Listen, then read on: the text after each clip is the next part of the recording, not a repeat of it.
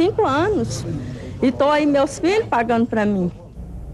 Nós vamos agora ao vivo até o PROCON para entender melhor como essa mudança de cálculo pode ajudar o consumidor. Lá está o repórter Murilo Santos. Murilo, boa tarde. É muito complicado esse cálculo, Murilo? Na realidade, boa tarde a todos, na realidade o consumidor, quando faz um empréstimo consignado ou quando faz um empréstimo pessoal, ele sabe quanto ele vai pegar, mas geralmente nunca sabe quanto ele vai pagar, como ele vai fazer esse pagamento.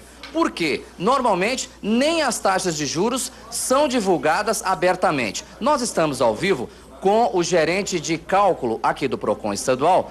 Normalmente o que ocorre é isso, todo mundo, normalmente a maioria que faz o empréstimo não sabe nem quanto vai pagar.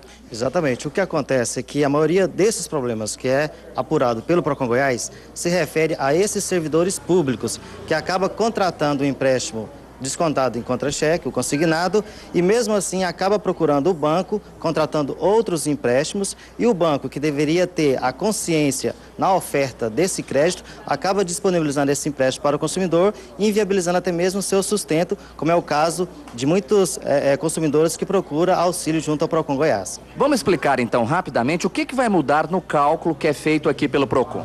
Bom, não existe no Brasil limitação de taxas de juros, ou seja, todos os bancos e as instituições financeiras são obrigadas a fornecer todo mês para o Banco Central quais são as taxas que estão sendo praticadas. Algumas chegam a 6%, 7%, 8%. Exatamente. Com referência ao empréstimo contratado junto aos bancos, chega até 6,1%. Então, o Banco Central apura todas essas taxas e encontra uma taxa média. Hoje, essa taxa está em 3,17%. E é essa taxa que é utilizada pelo PROCON para que determine o equilíbrio financeiro que é previsto pelo Código de Defesa do Consumidor nesses contratos. Lembrando também para os consumidores que revisão de contrato é algo exclusivo do Poder Judiciário, ou seja, o PROCON elabora os cálculos, auxilia esses consumidores e entrega esse cálculo para que sirva de base para poder fazer a petição junto ao Poder Judiciário. Gerente, de que forma o PROCON pode, vamos dizer assim, forçar mais para que o banco avalie melhor o comprometimento de renda do consumidor?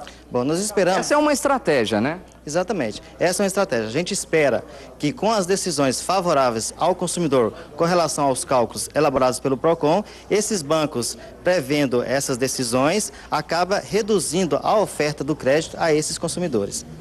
Bom, agora é importante também, nesta hora, uma orientação ao consumidor.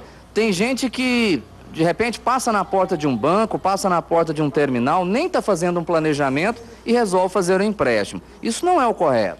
Não é o correto. Tanto é que já existe um limite de 30% que é determinado por lei. Então, qualquer contratação superior a essa taxa, a esse percentual, já é o suficiente para ele entrar em total descontrole financeiro. Ou seja, hoje se fala muito em crédito consciente, mas tanto mais deve ser levado em conta pelo consumidor, principalmente pelo fornecedor desse crédito. E o trabalho do PROCON é justamente esse. Se nós trabalhamos em um órgão que tem como dever proteger e defender esses consumidores, nós temos a obrigação de estar fornecendo esses cálculos fundamentados nas decisões que são exaradas pelo Poder Judiciário, para que o consumidor possa ter o mínimo de dignidade possível com relação a essas dívidas contratadas, principalmente junto aos bancos que contrataram empréstimos. Qual é a dica ou quais são as dicas? O que o consumidor deve avaliar na hora de fazer um empréstimo? O que ele deve evitar e quando fazer esse empréstimo? Bom, o consumidor deve evitar de toda forma contratar esses empréstimos,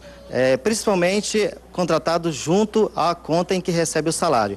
Se for um caso necessário mesmo, essa contratação, que ele verifique, que faça uma pesquisa dessas taxas de juros, principalmente no que se refere ao custo efetivo total, que até mesmo mais importante do que essa taxa, esse custo ele vai determinar qual a instituição financeira melhor a ele contratar. Ou seja, se for algo em que ele pode deixar de contratar esse empréstimo, é o mais viável para ele.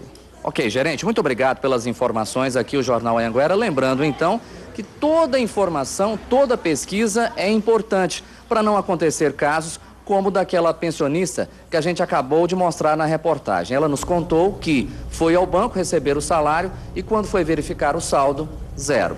Isso é difícil, torna a situação difícil para qualquer pessoa, não é, Lilian? Exatamente, Murilo. É complicado porque a pessoa está contando com aquele dinheiro e acaba sendo surpreendido aí. Muito obrigada pela participação e pelas informações. Bom, agora vamos mudar um pouquinho de assunto.